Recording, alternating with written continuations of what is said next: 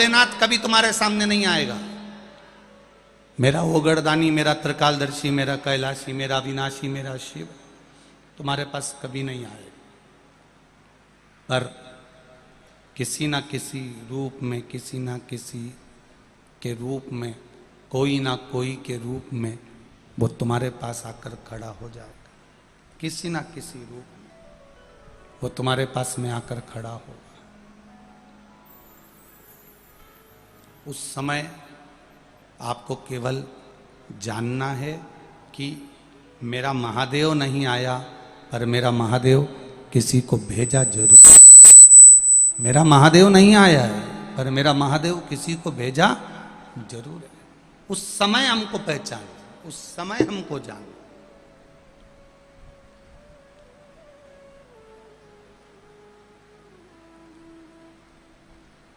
आप इतने सारी संख्या में आए हो, लाखों की संख्या में आप लोग यहां पहुंचे हो।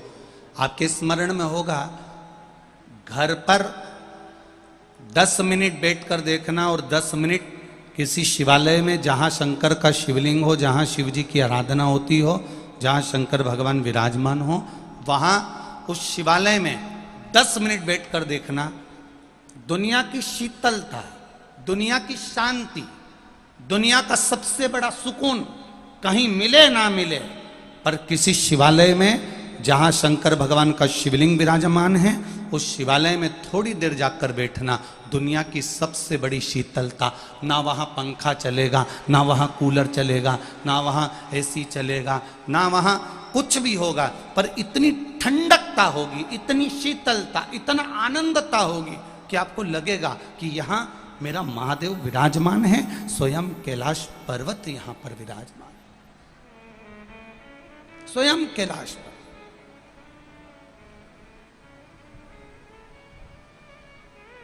शिव कथा कह रही है।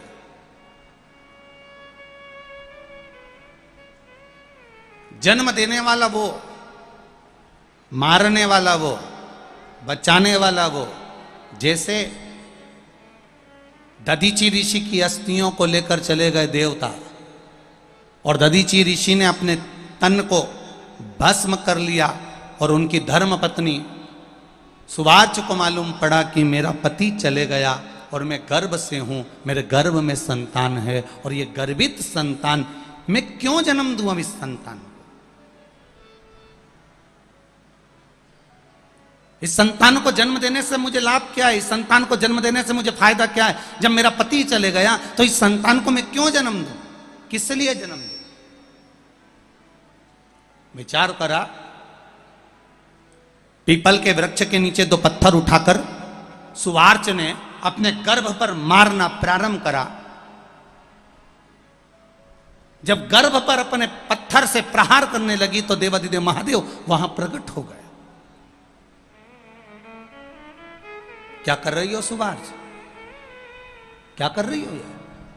अपने गर्भ को समाप्त कर रही हो?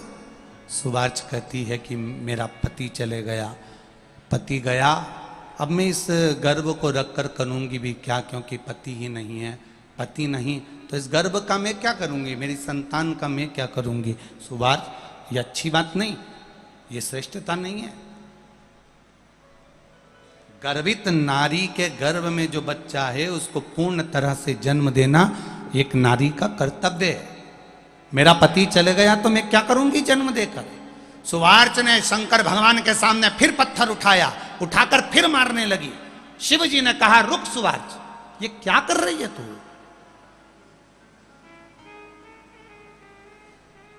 तेरा पति अगर गया है तो जन कल्याण के लिए, जनमानस के कल्याण के लिए गया है, देवताओं के उद्धार के लिए गया है, तो चिंता मत कर।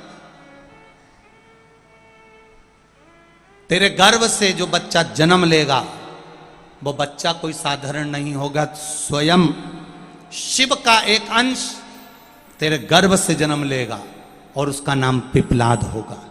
तो क्यों साधारण सी नारी बनकर रहती है? क्यों? कई माताएं कहती हैं कि हमारे यहाँ हमने किसी से पूछा था तो किसी गुरुजी ने बताया था कि गर्भवती नारी को शंकर जी के मंदिर नहीं जाना चाहिए।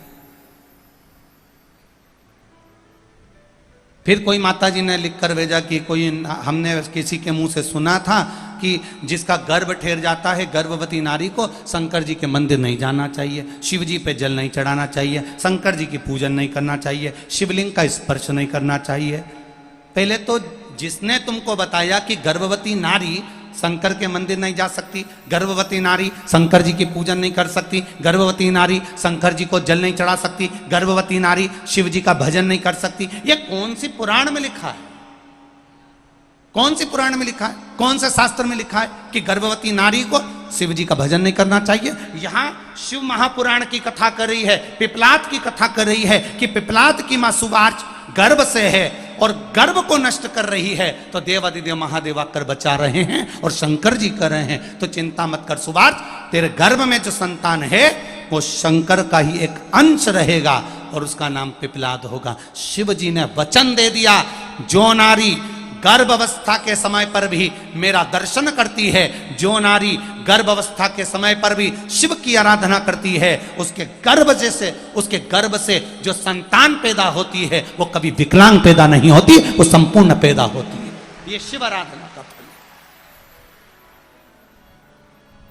वो मंदबुद्धि नहीं होगा, वो शरीर से विकलांग नहीं होगा, वो कष्टप्रद नहीं होगा,